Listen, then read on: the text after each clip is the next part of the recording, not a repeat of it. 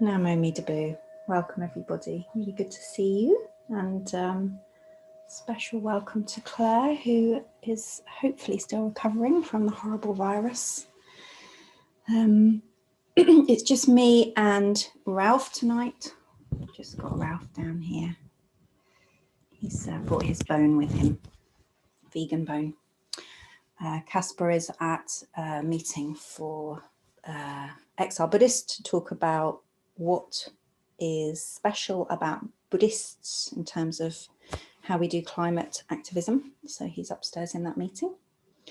And Jame, if you're willing later, maybe you wouldn't mind unmuting to do the call and response bit, but if not, don't worry, I'll do it on my own. No. Great. So I thought that I'd say something this evening about one of the things I really love about Pure Land Buddhism, which is something that really struck me when I first encountered it. And the idea is that where we begin as Pure Land Buddhists is from a position of knowing ourselves as foolish beings. Foolish beings of wayward passions is the phrase that's usually translated from the Japanese. And the word bombu means foolish beings, bombu beings. And when I first encountered this idea, immediately something in me began to relax, or to imagine that it was okay to be a foolish being. It's all right there. There's one bone and two dogs, which is a problem. Well, you ate yours, didn't you? So this Friday, I have my diary all blanked out, and the idea was that I was going to have a retreat day, and I've got some very complicated essays about Pure Land Buddhism that a colleague sent me. I've printed them out, got them ready. I was going to not check any of my online, not going to check my phone or anything online all day, and really dedicate the day to practice and learning. And I noticed this afternoon, as I was seeing my clients, that there was a part of me that was saying,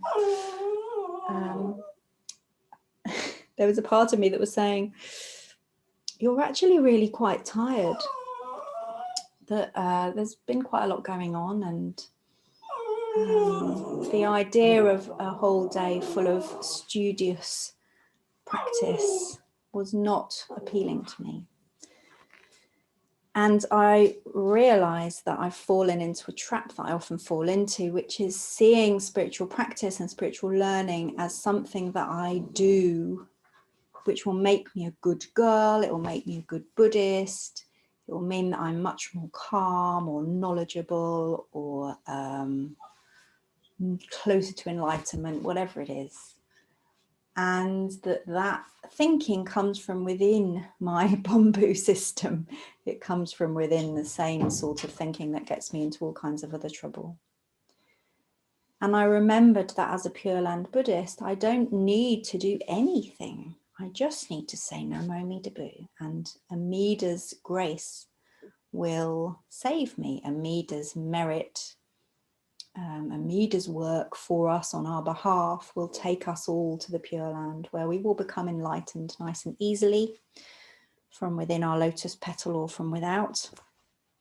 And that practice really can be seen as an expression of our gratitude for that fact.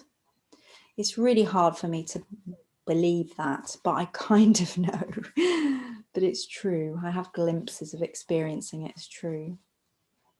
And when I have those glimpses, I'm ironically more likely to want to do the things that are good for me, like be in nature or read things that are spiritually nourishing or be quiet. So where this has taken me to is acknowledging that I am tired and that I'm very grateful to have a whole day on Friday to do with whatever I want. And I think I'm going to make it a holly treat, which is something I invented a few years ago when I went away on my own, and I didn't quite like the idea of it being a proper retreat, so I thought I'd mush the two together. And I had a really wonderful 4 days doing a mixture of reading spiritual texts and going on walks and watching trashy TV and eating popcorn and, you know, all the kind of the whole mix of things that make up life and make up leisure and make up non-work and all that kind of thing. So Friday will be a holly treat, and I'm sure that I will read some of those essays because I'm actually looking forward to reading them. But I'm also thinking maybe not much we can do at the moment, I know, but maybe I'll go on a slightly longer walk for my daily walk, or maybe I'll read a bit of my other book, which isn't worthy. And that feels much better. So we can always rely on ourselves to do the things that we tend to do, that we are stuck inside our brains most of the time. And a lot of the thinking we do comes from within that system. But when we can remember that there's something outside that system that just loves us as we are, then everything feels a little bit easier. So I am going to lead us into some quiet meditation. I'm going to then mute and fetch a bone for Aiko and come back. And then after a while, I'll start some chanting. The chanting we'll do today, I'll decide when we get there. And if you don't know the words, just kind of a good approximation will do. Namo me to be.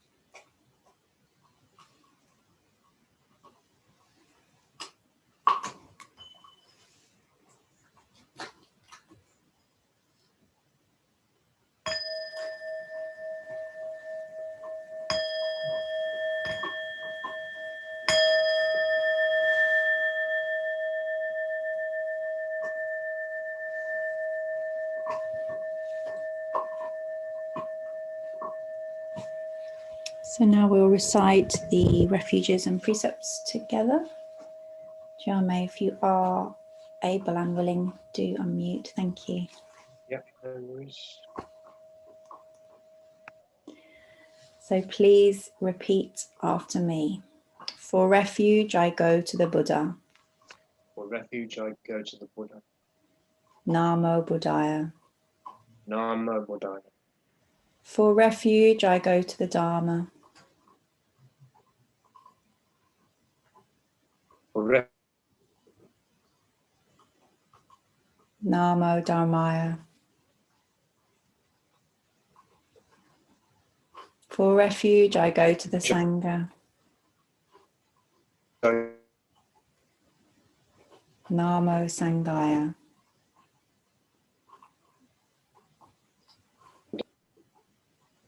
With faith in the three jewels,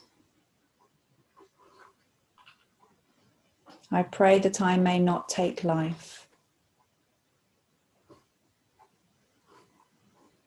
With faith in the three jewels,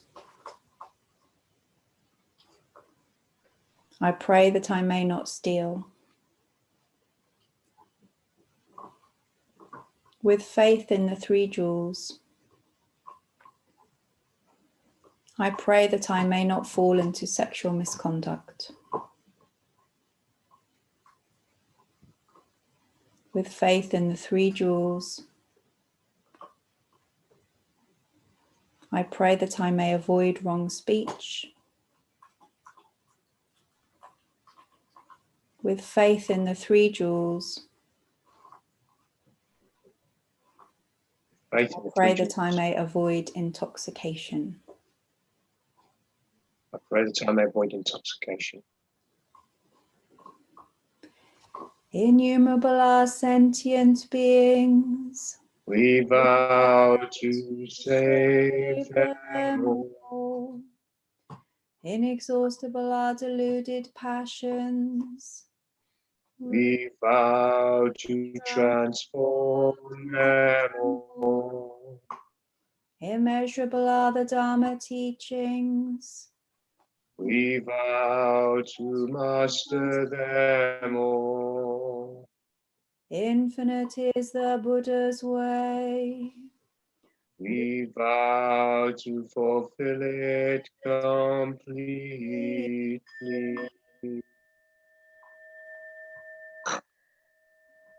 Namo Amitabha. I don't know what that sounded like to you guys. We lost Jame in the middle at the end, but Sorry. singing, that's fine. The singing sounded good to me, but it might not have sounded good to anyone else. So we'll now do prostrations and either prostrate to the floor or do a bow or bow in your Just head. a 5 running kick. Feels comfortable.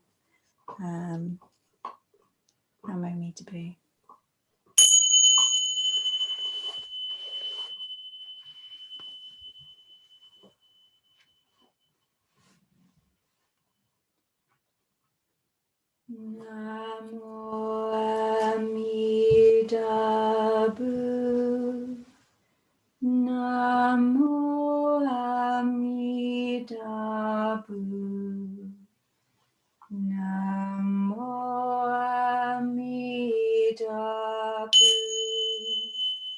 Namo Amitabha.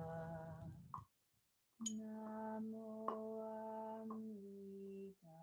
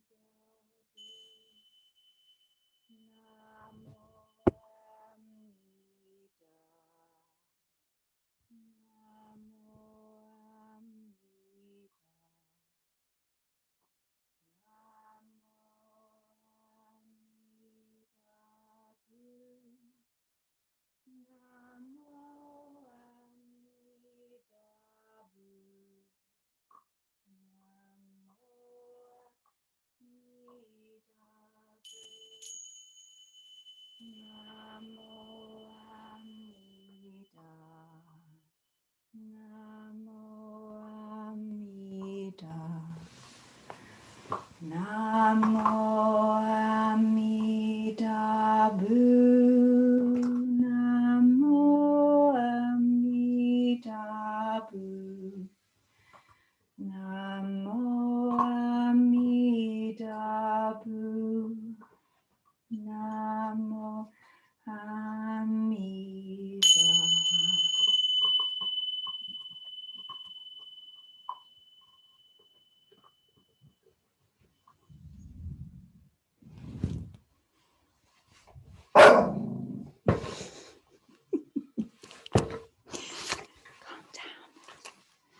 I think that might have been you, Philip, that made Ralph bark.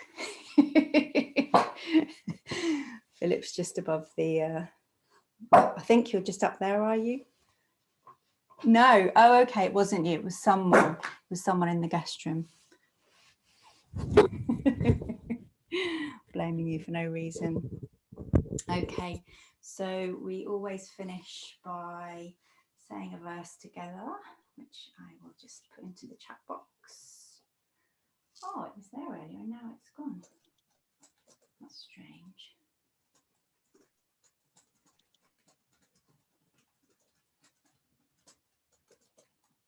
Okay, so if everyone wants to, if everyone who can unmute, including Becky, who now has sound, then we'll recite this together.